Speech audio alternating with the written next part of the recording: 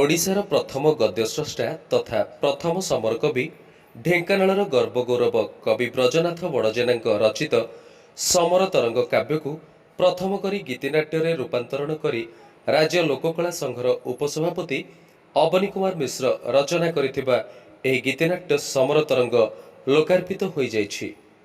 ଓଡ଼ିଆ ଭାଷା ସାହିତ୍ୟ ଓ ସଂସ୍କୃତି ବିଭାଗର ପ୍ରମୁଖ ଶାସନ ସଚିବ ସୁରେଶ ଚନ୍ଦ୍ର ଦଳେଇ, ନିର୍ଦ୍ଦେଶକ ରଞ୍ଜନ କୁମାର ଦାସ, ସଙ୍ଗୀତ ନାଟକ ଏକାଡେମୀ ସଭାପତି ପଦ୍ମଶ୍ରୀ ଅରୁଣା ମହାନ୍ତି, ରାଜ୍ୟ ପ୍ରକଳ୍ପ ସଂଯୋଜକ ବାସୁଦେବ ମାଳବିଶୋଇ, ରାଜ୍ୟ ଲୋକକଳା ସଂଘର ଉପସଭାପତି ଅବନୀ କୁମାର ମିଶ୍ର ପ୍ରମୁଖଙ୍କ କରକମଳରେ ଭୁବନେଶ୍ୱରର ରବୀନ୍ଦ୍ର ମଣ୍ଡପଠାରେ ଏହି ଗୀତିନାଟ୍ୟ ପୁସ୍ତକଟି ଲୋକାର୍ପିତ ହୋଇଯାଇଛି।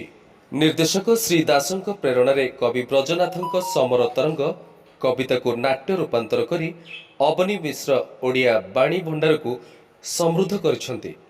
ଢେଙ୍କାନାଳ ରାଜା ତ୍ରିଲୋଚନ ମହେନ୍ଦ୍ର ବାହାଦୁରଙ୍କ ମରହଟ୍ଟା ମାନଙ୍କ 60 କାହାଣ କଉଡ଼ି ସରବାର ପ୍ରଦାନକୁ ନେଇ ଢେଙ୍କାନାଳର 60 ବାଟିଆଠାରେ ମରହଟ୍ଟା ଓ ଢେଙ୍କାନାଳ ସେନାଙ୍କ ମଧ୍ୟରେ ଅନୁଷ୍ଠିତ ହୋଇଥିବା ଯୁଦ୍ଧର ଧାରା ବିବରଣୀକୁ ନେଇ ସମର ତରଙ୍ଗ କାବ୍ୟ ରଚିତ। ଆଗାମୀ ଦିନରେ ଏହି ଗୀତିନାଟ୍ୟ ବିଭିନ୍ନ ସ୍ଥାନରେ ମଞ୍ଚସ୍ଥ କରାଯାଇ ଏହାକୁ ଲୋକାଭିମୁଖୀ କରିବା ନିମନ୍ତେ ସଂସ୍କୃତି ବିଭାଗ ନିର୍ଦ୍ଦେଶକ ଶ୍ରୀ ଦାସ ପ୍ରକାଶ କରିଥିଲେ।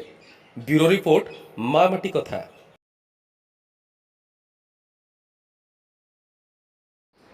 ମା ମାଟି କଥା, ମୋ ସଂସ୍କୃତି ମୋ ପରିଚୟ।